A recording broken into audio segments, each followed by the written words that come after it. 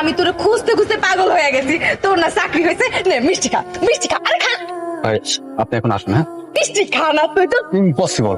তোমার ওই অসৎ পথের কামাইয়ের টাকার কোনো খাবার আমার মুখে আর যাবে না। আর তোমাকে সাফ সাফ একটা কথা বলে দিচ্ছি, তোমার সাথে আমার যত দেনা পাওনা লেনদেন আছে আমি এই মাসের বেতন পেলেই সব ক্লিয়ার করে দেবো। কথাটা যেন তোমার মনে থাকে। হ্যাঁ মা, মা তুমি আমার জন্য যে মেয়ে ঠিক করেছিলে না বিয়ের জন্য, তুমি বিয়ের ডেটটা ফাইনাল করে ফেলো। আমি সামনের মাসে এসেই বিয়েটা করবো। মিষ্টি দা ভাই, কোনো কথা হবে না। এখন কাজে দেখা আসবে, বিয়ে হবে না হবে।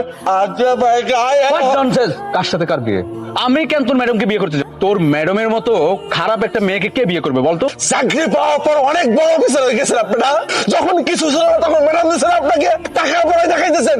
দেন এখন টাকা দেন, সব টাকা ফেরত দেবেন এখন। চুপ থাকলাম না স্যার, দুনিয়াতে কেউ খারাপ হয়ে আসে না, আমিও আসিনি, কিন্তু ওই সমাজ আমার খারাপ হইতে বাধ্য করে। আপনি জানেন স্যার, ময়মনসিংহ এর একটা অল্প পাড়া গায়ে সহজ সরল একটা মাইয়া আসছিলাম। আমার আমার সংসারে আমার মা বাবা কেউ ছিল না, কিন্তু একটা বড় বোন ছিল। সে আমারও কোনোদিন বাপ মায়ের অভাব বুঝতে দেয় না, আমার সব সময় আগলাই রাখছে, শাসন করছে। আমি যদি রাগ করতাম ও রাগ ভাঙ্গাইতো, আমি যদি করতাম যে আমি আপা এটা খাবো না, তখন আমার পছন্দের খাবার আমার আয়না খাওয়াইতো। এই তো আমার মইনা ছিল না, আমার মা ছিল, কিন্তু সব সুখ তো সবার কপালে সায় না। আমার বোন এক বাসায় কাম করতো, ওই বাসার সাহেবের কোন জোর পড়ে আমার বোনের উপরে। আরে কি করতেছেন স্যার? টাকা তো নিবি, আবার একটু উসুল করতে দেবে না? এখান থেকে লাঞ্ছিত হইয়া সে বাসায় ফিরে আসে, কিন্তু সে অপমানটা সহ্য করতে পারে না। সে অপমান সহ্য করতে না পাইরা লাইফ ফার্স্ট দিয়া মরে গেছে। আমার মা বাপের মতো আমি আমার বোনটারেও হারাই ফেলেছি। এদিন আমার মনে হয়েছিল আমার পায়ের নিচে মাটি নাই, আর পায়ের নিচ থেকে মাটি সরে গেছে। ওই দুনিয়াতে আমার আর কেউ নাই।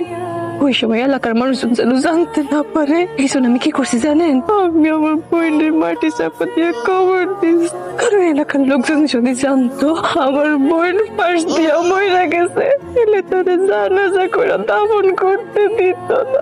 আমি ওরে মাটি চাপা দিয়ে কবর দিস। এখন কর আমি খারাপ না কেন?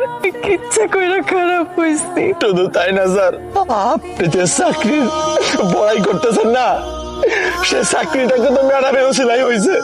আরে ম্যাডাম নিজের জীবন বাজি রাইখা ওই সবুর এমপির কাছে গিয়ে অনুরোধ করছে, 10 লক্ষ টাকা ঘুষতে আপনার চাকরি দিছে।